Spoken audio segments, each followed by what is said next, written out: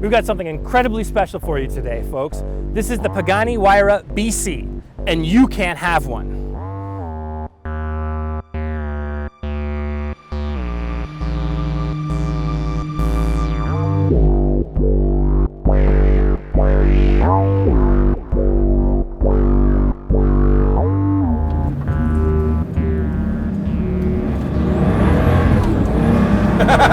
Welcome to the Pagani. Oh yes, you're on a unicorn ride. So we're here in the Pagani Huayra with William Collick from Pagani's sales team in North America, and we're going to get a little feel for this unicorn. So tell me a little bit more about the powertrain. This is the biggest, baddest engine that Mercedes-AMG makes. It's right? true. This is the 6-liter twin-turbo V12. So we use a version of this motor in the standard Huayra Coupe. That one put out 730 horsepower.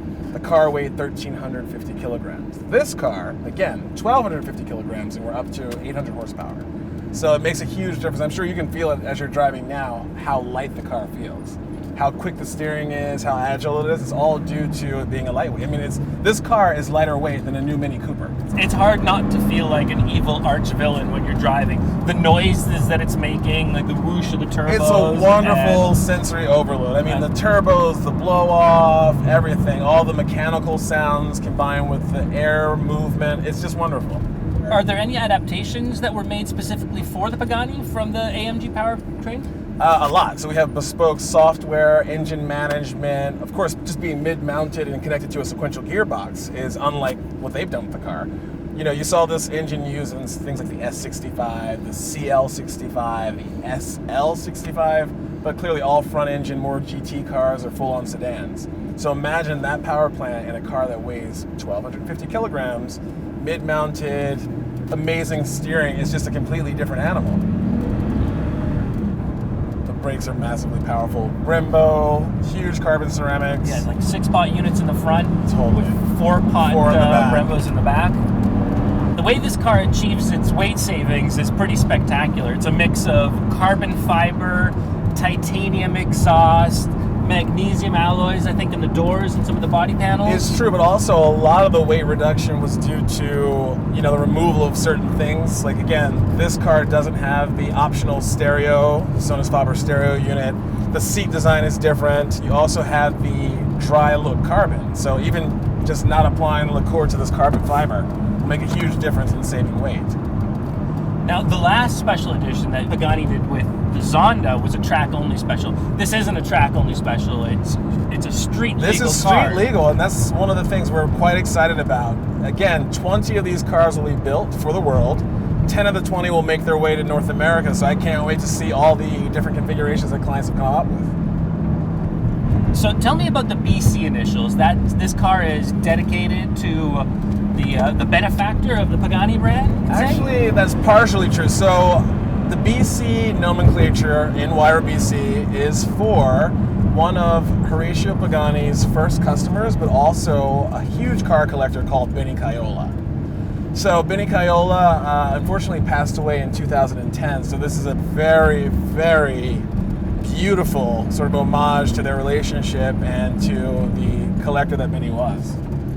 One of the things that amazes me the most about the Huayra is the details and how much of its technology and architecture is on display. You can see the linkages to the gears.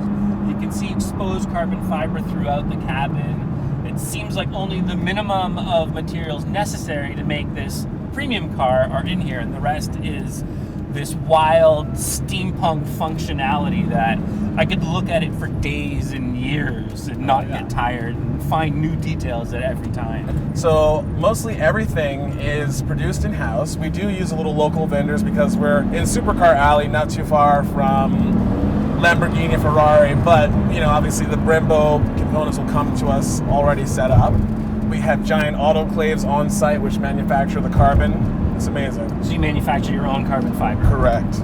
Yeah, and this car doesn't use just one type of carbon fiber. There's a couple of different types of carbon fiber in here. That's also true. So when we are able to open the door, I can show you the passenger monocoque, which is actually carbon. Don't open the door right now. We're not going to open the door right now. But for sure, this portion that we're sitting in, the monocoque, is carbotanium. So that's carbon fiber with titanium woven into it. So it's a bit more rigid than standard carbon fiber, but also lighter. So we're very, very happy about that. And then you have your dry carbon again here, which doesn't have the lacquer finish to save a little bit of weight. One of my favorite parts about the Pagani Huayra is the attention to detail. It's like everything is bespoke here, from the gauge cluster to the single piece of aluminum that houses the head unit. The pedals are like little works of art that you only see if you tuck your head down and look in the wheel well. The shifter linkage is exposed, and it's like springs and rods that are just make you want to shift gears and go flying at like 200 miles an hour. The name Huayra, where's it come from? The name Huayra is actually the name of a wind god in South America. So Mr. Pagani has a fascination with the movement of air and wind, because even Zonda itself was the name of a turbulent wind. So Huayra is the name of a South American god of wind. That's the shortest, easiest answer. It's pretty appropriate for a car that uses so much aerodynamics in its design and aerodynamics for performance. True.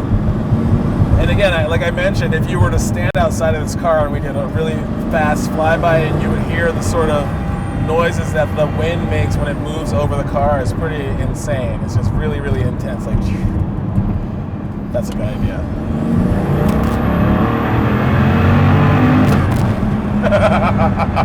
Yes! That was like a monumental. It was like gear change right at 151. Oh, so, yeah. Yeah, don't go there. 151, click, let's go.